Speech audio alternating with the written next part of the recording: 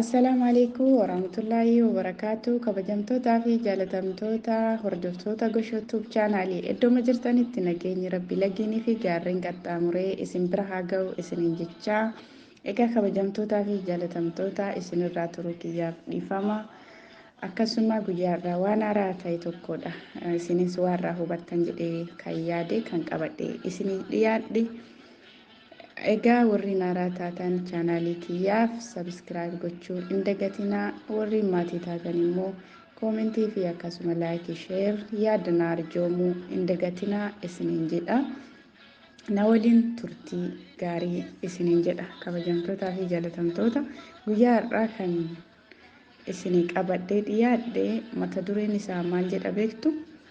Ilaalcha kee moo kan namaatiif jiraatta yookiin kan namaatiif iddoo jechoota namaatiif iddoo kennita. Isa akkas jetti mata dureen. Egaa kabajamtootaa fi jaalatamtoota as usuu gara wanta qopheesse kanatti isin hin dabarsin dura maal isinii kaasuu barbaade beektu? Wanti madda gaarii wanta waan gaarii maddi isaa hundi ilaalcha gaariidha. Akkasuma wantoota badaa, wantoota gadhee, wantoota bushaawaa ta'an hunda isaanii maddi isaanii ilaalchi maddi rakkoo isaanii ilaalcha gadheedha jechuudha. Waa'ee ilaalcha gaariitiif yookaan ilaalcha gadhee addaan baasnee beekuun yeroo kamuu nu barbaachisa. Akkasuma ilmi namaa dursa maal qabaachuu qaba? Dhala namaatiif ta'ee, mukaa bineensaaf ta'ee, waanuma kamiyyuu haa ta'u ilaalchi gaariin maaliif barbaachisa? Akkasuma ilaalchi nuti jiraannuuf kun kan eenyuuti? Kan keenya moo kan nama biraa? Isa jedhu of keessa qabata. Gamanuu kallattiin garas isin dabarsa. Gaaf tokko abbaa manaatiif haadha manaa turanii naannoo baadiyyaa keessa jiraatanii farda tokko qaban ture. Farda geejibaaf oolu tokkicha qaban ture. Guyyaa tokko iddoo hajaa deemuudhaaf farda kana kooratanii qophaa'anii gara hajaa isaanii imaluudhaaf deemsa eegalan. Ergaa imaltuudhaaf ka'anii booddee egaa karaarra yeroo deeman araanni namoonni ijoolleen xiqqaa guddaan dhiiraa dubartiin karaarratti akka yeroo karaa deemtan karaan naannoo baadiyyaa kanaan akka guutame hunduu ni hubattan jedhee yaada. Egaa eeguu farda isaanii kana kooratanii yaabbatanii abbaan manaatii fi haati manaa deemsa eegalanii booddee wantoota garaagaraattu isaan mudate. Namoonni araanni karaarra yaa'u kun baay'ee maalaleeffatanii baay'ee dinqisiifatanii maalinni uummanni gara nyaattoo beeladaaf hin qabne jedhanii maalaleeffatan jechuudha. Baasatti ta'ee maali uummanni akkana farda tokkicha nama lamaan yaabbatan jedhanii baaseffatan jechuudha. Amma abbaan manaa haadha manaa jecha kana erga namoonni jechuun eegalee qaana'ee haadha manaa fardarraa buusee ofii isaatii yaabbatee haati manaa immoo farda masaktee deemuu eegalte. Ammallee waqtaa hamma xiqqoo takka achi deeman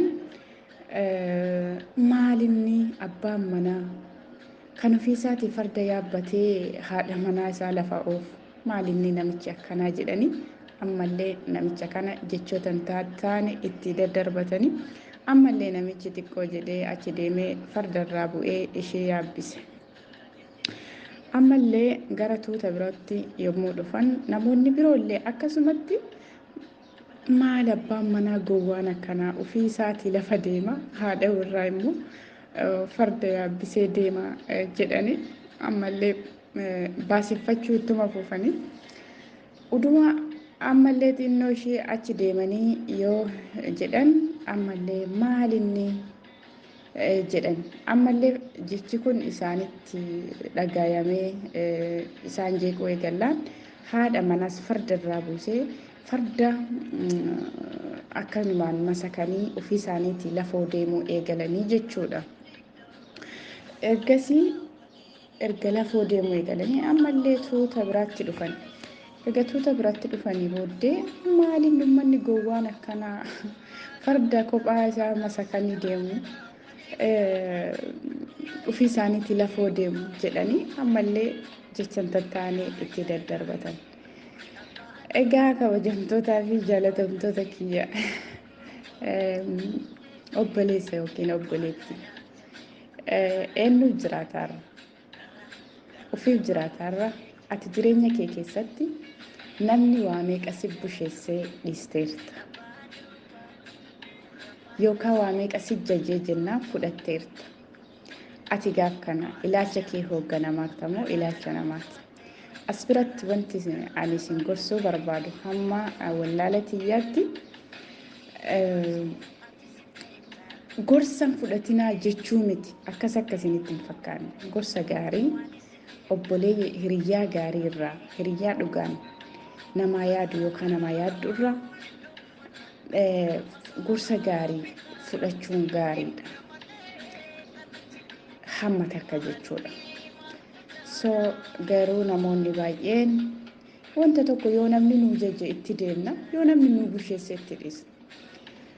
Keessoo fi irri kenna hundi hoogganummaa namaa jala kufeera jechuudha. Hoogganuu danda'an jiru jechuudha. Hoogganuu danda'an jiru.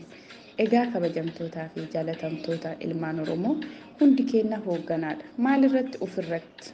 Hoogganummaan guddaa ofirraa jalqaba. Of danda'uuf keessa qabata. Ofitti amanamummaa of keessatti qabata. Of ta'uuf keessatti qabata.